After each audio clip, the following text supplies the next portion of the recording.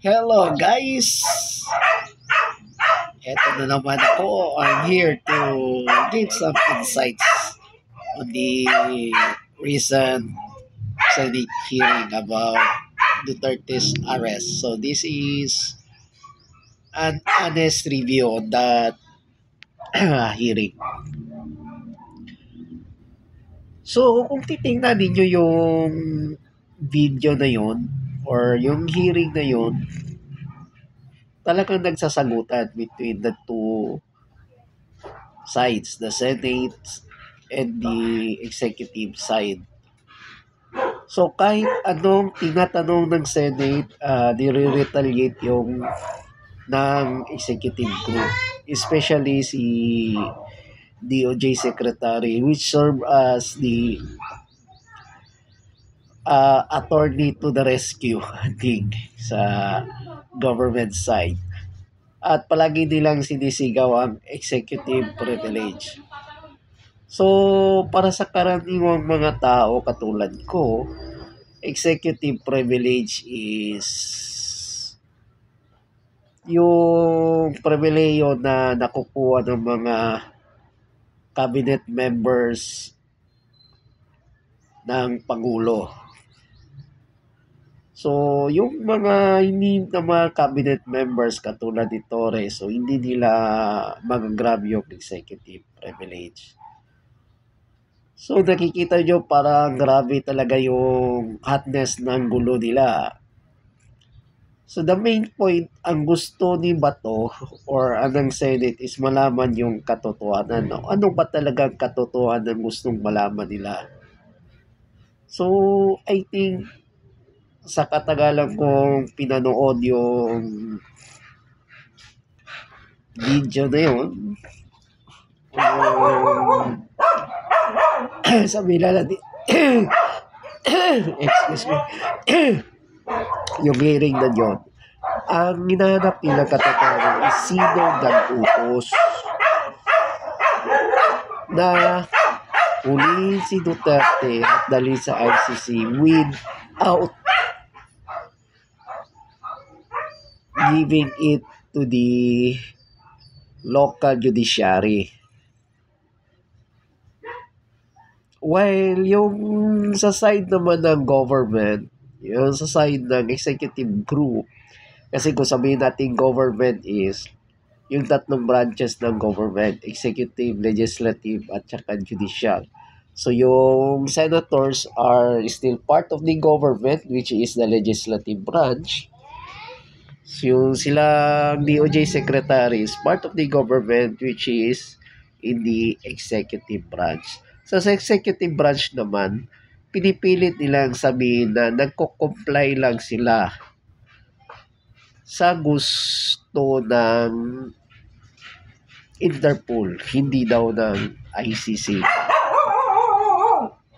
So, pagkasabi ni na dating Supreme Court Justice, inexplain niya kasi. So, yung pagkakahuli ni Duterte papuntang ICC, yung arrest warrant ng ICC is legal para sa kanya, but illegal yung pag-surrender. So medyo magulo doon. Legal yung arrest warrant ng ICC, but illegal yung pag-surrender. And he added na yung hindi natin daw matatawag na surrender doon, hindi daw kasi surrender talaga. So, may mga points yun sinabi yung dating Supreme Court Justice. But of course, at the end point, whether you're pro or anti-Duterte, ang end point talaga ng debate or ng Senate hearing na yon is malaman lang kung sino talagang nag-utos. Pero sabi nga ni Secretary Remulla, may executive privilege sila at if mali man o tama ang kanilang ginawa Ay yung Supreme Court na lang ang makapagsasabi nun. Kasi sa lungat nung ah, kung anong gusto ng legislative, ayaw din ng executive at anong ayaw ng executive, ayaw ng legislative. So to make things clear, since ang pinag-uusapan is legality ng law or legality ng kanilang ginawa based on the law, so yung mag-interpret ng law is yung judiciary branch, which is yung Supreme Court. So hintayin natin kung ano talaga yung point of view ng Supreme Court. Sino bang papanigan ng Supreme Court? Ang grupo ba ng mga senador or ng mga pro Duterte, which is nagsasabi na mali ang ginawa ng executive panel, or ang grupo ba ng anti-Duterte o yung executive panel, kasi parang anti-Duterte yung executive panel na nagsasabi din na tama ang kanilang ginawa at sinunod lamang nila kung anong nararapat gawin. So in a good sense naman, no, since ayaw maging attorney ng solicitor general, magaling naman talaga ang DOJ secretary. Kung nagkakaproblema na yung ibang cabinet members ay nagsasalita siya, naging na tinatawag nating attorney talaga ng cabinet. Pero minsan nakakalimutan din niya na hindi siya above to all. Ka-level lang niya yung ibang departamento. Kung sabihin din natin mga ewan ko sa anti-Bato or sa pro, kung sabihin din natin na walang due process yung pagkatawag nilang Bato na kinontempt nila yung isang ambassador. Well, actually sa pag-evaluate ko sa Senate hearing na yun, parang may due process man talaga. Hindi katulad ng congressional hearing yung sa Quadcom. Kung manood kayo ng Quadcom hearing, ang nangyayari kasi sa Quadcom hearing is bawal kang sumagot kung hindi ka tinatawag or you are not being recognized. Pero pag tumingin ka naman sa Senate hearing, sumasagot yung executive group kahit hindi sila nire-recognize. Pinapabayaan lang ng mga senator as long as nasa topic pa rin yung sinasagot niya. Kung tingnan nyo, palaging nagbabat in si DOJ Secretary sa bawat, kung yung madedehado na yung isang cabinet member, bat in kagad yung DOJ Secretary, dinidefend niya kagad. So, kung tingnan nyo si Senator Amy, hindi niya pinapakita gano'n siya kadismayo kagalit. Sa mga ganun, parang, kung tingnan mo naman, parang bastos talaga. Pero, ini-entertain pa rin nila.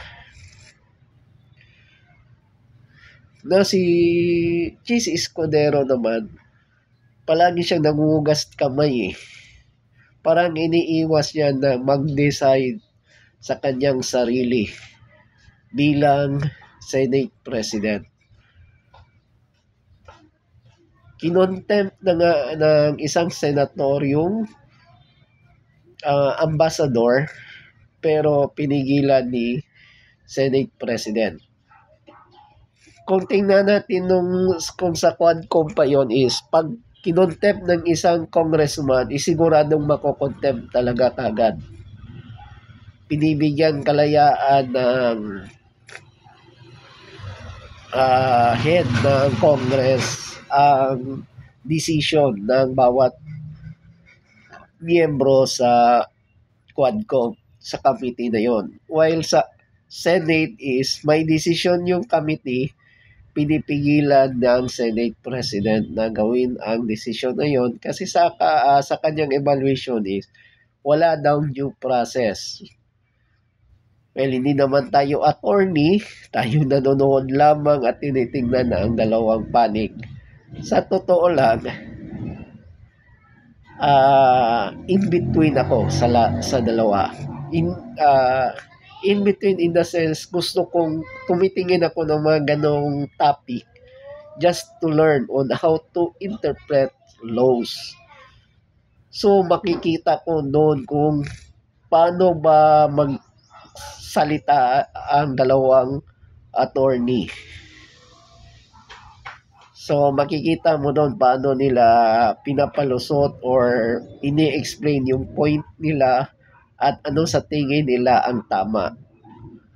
So dito talaga hinahanap na lang natin is kung ano talaga ang dapat na i-interpret sa mga saligang batas natin.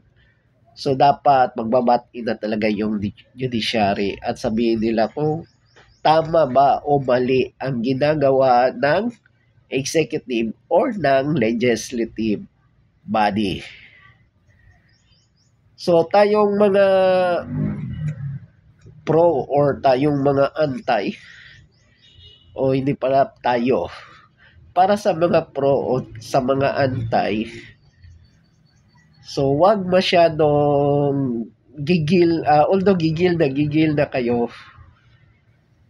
refrain lang sa paggawa ng di kananais na mga movement. Kasi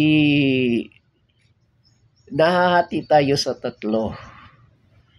May mga Pilipinong pro, may mga Pilipinong anti, at may mga Pilipinong nanonood lang at hinihintay kung ano talaga yung resulta.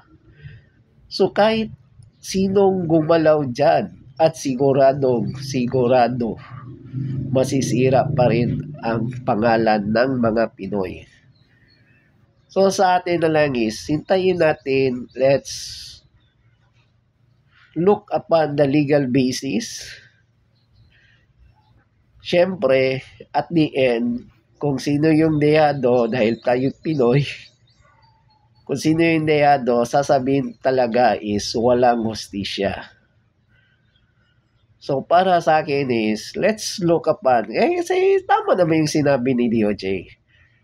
Kahit magdamagan tayo magdedebate habang hindi nagsasalita yung Supreme Court, wala ni isa sa kanila ang masasabing tama or mali. So hintayin na lang natin yung kung anumang desisyon ng korte about sa kaso ng Duterte arrest.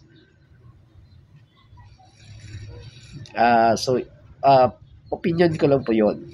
So hindi ako pro nor an anti. Nanonood lang ako sa kung anong mangyari at ano yung mga legal basis, tsaka kung magdedesisyon saan ba talaga ako, sa pro or sa anti Duterte. So hintayin natin yung decision din or anong masasabi ng third branch of the government, which is the judiciary branch. So thank you mga friends and see you for the next video.